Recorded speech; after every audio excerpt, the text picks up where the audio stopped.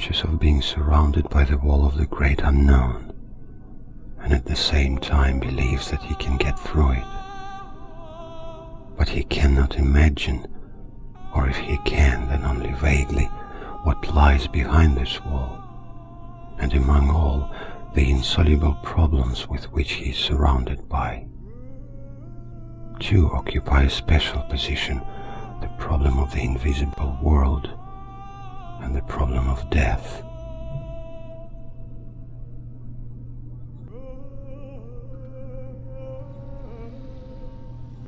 As an investigative journalist for the Scientific Reporter, I received at 2:35 p.m. a call from a colleague informing me of a notice pertaining to a meeting with which I was being invited to attend.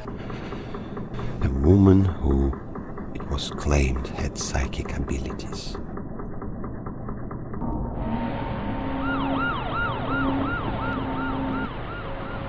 I arrived at the Lazurus cafe. It was important, as my colleague Lyndon informed me that time was of the essence, as this woman, now referred to as G, was dying. It was explained that Lazurus was an entity, a personality now speaking through G, now in a weakened state, allowed this without conflict with her ego self.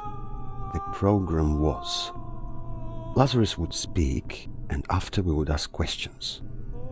And so it began. As for the cigars, Lazurus explained that in one of his previous lives he was rather partial to them. The fourth dimension. This physical reality is cast from another dimension, like a shadow which is cast upon the wall. This is how you and everything else comes into existence. You say your past lives. How is it possible? Nobody dies. It's just that your concept of time is linear.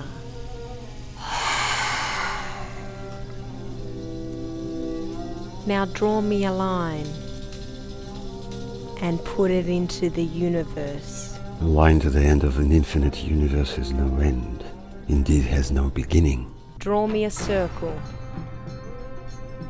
A line with no beginning or end. And imagine a point comes up on that circle. Does that mark the beginning or the end? So there is no past or future, only the present. An eternal moment, and hence also the idea of eternal reoccurrence. Where every moment exists forever. Christ Almighty, how am I ever going to convince anyone what she did if they weren't there to experience it? Lyndon called again. G was dead. We went to pay our respects. It was then that we were issued a set of instructions, some bread with a drop of blood on it. Hers, to be consumed before the resurrection could happen. And then I caught the dream for a moment, a shadow called reality.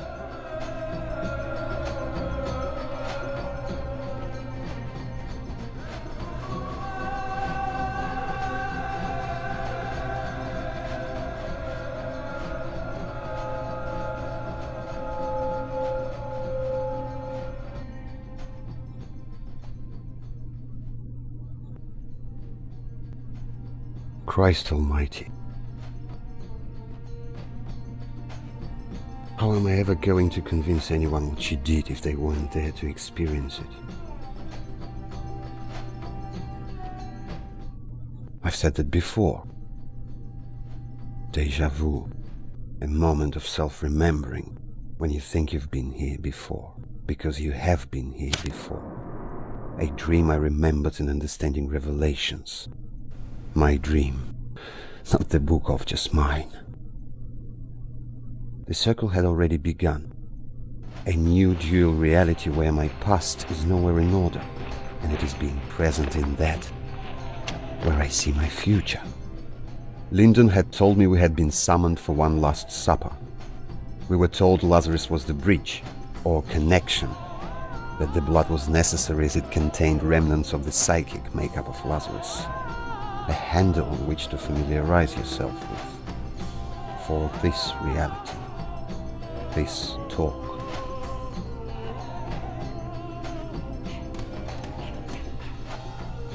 You are a soul. You are a soul, and your soul is immortal, and it is aware of itself. So consciousness isn't something you lose, ever. To come back here, to learn here, you must simply remember yourself in your dreams.